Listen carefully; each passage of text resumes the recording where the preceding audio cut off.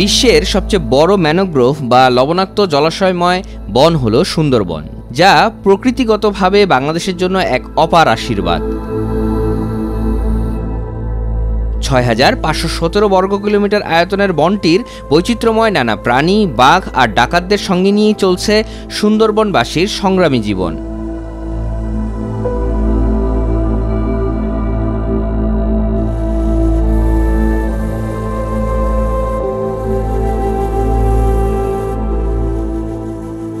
সুন্দরবন আর গ্রাম দুই মিলেই এখানকার মানুষের জীবন। বন বাঁচায় জীবন আর গ্রাম দেয় শান্তি। নানা পেশার মানুষের সঙ্গে কথা বললেই এই সম্পর্কটা আরো স্পষ্ট হয়ে ওঠে।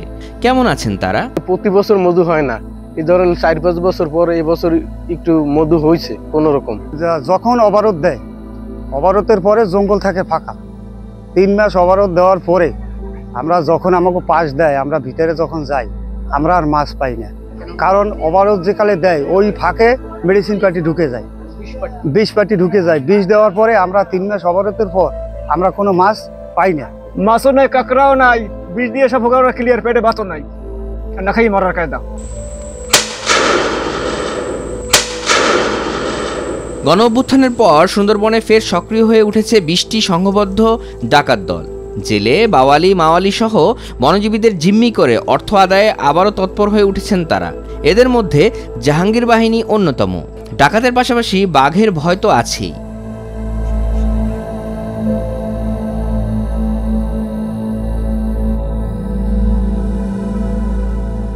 বাঘ আর ডাকাতদের নিয়ে বেশ সমস্যায় পড়তে দেখা যায় এখানকার মধু সংগ্রহকারী আর জেলেদের। এসব ঝুঁকি নিয়েও জীবিকার তাগিদে এগিয়ে যেতে হয় তাদের।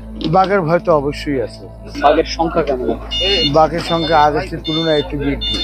বাঘের অবস্থা হয়তো আছে, এখন বর্তমানে একটু বেশি, আগের তুলনায় বেশি আছে। ডাকাইতের পরিমাণ এখন 3 গ্রুপ আছে। ওই তো তারা চান্দা চায়, আমরা জেলে বাওয়ালিরা গেলে তারা তো চান্দা দিতে হবে, নাহলে তো ওই লোকজন নিয়ে যাওয়া হবে, নিয়ে আটকাই রেখে তারপরে এই মুক্তিপণ দাবি করে। জলশোধ ডাকাত এর জন্য আমরা ব্যবসা বাণিজ্য মাঝখানে করতে খুব দূর হয়েছিল। তারপরে ওই মহাজনরা মিটমাইট করে একটু নিয়ন্ত্রণে আসছে, টাকা দেওয়া লাগবে। বন, গাছপালা এবং প্রাণীদের কিভাবে রক্ষা করা যায় সেই বিষয়ে এখানে স্কুলেই শিক্ষা দেওয়া হয় শিক্ষার্থীদের। বোঝানো হয় সুন্দরবন রক্ষার গুরুত্ব। তোমরা জঙ্গলের কোনো কিছু ক্ষতি করবা না, কোনো পশু পাখি মারবা না, সাপ মারবা না। তারপর ওই যে দেখো না কত কত মাছ ধরে সবে বিষ দিয়া, তোমাদের গার্জিয়ানরাই তো বেশি জঙ্গলে যায়। তোমাদের বাবাদের মানা করবা যেন বিষ দিয়া মাছ ধ্বংস করে না, মাছ যেন থাকে না, নাইলে তো আমাদের মাছ বেশি দাম দিয়ে কিনতে হয়। যখন মাছের ওই তোমরা বিষ দিয়া মেরে ধ্বংস করে দাও।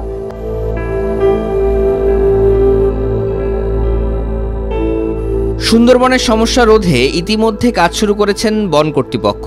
এগুলোর মধ্যে অভয়ারণ্য অন্যতম। এর ফলে বাঘের সংখ্যা দিন দিন বাড়ছে। ২০২৩-২৪ সালের গণনা অনুযায়ী সুন্দরবনে বাঘ ছিল ১১৪টি। এবছরে সেটি বেড়ে হয়েছে ১২৫টি।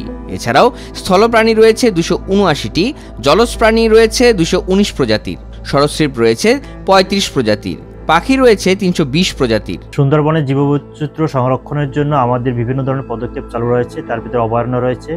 এর ফলশ্রুতিতে আমাদের বাঘের সংখ্যা বাড়ছে।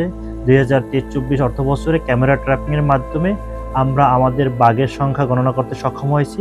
এর আগে ছিল বাঘের সংখ্যা ১১৪টা, এবছর 11টা বৃদ্ধি পেয়ে ১২৫টা হয়েছে।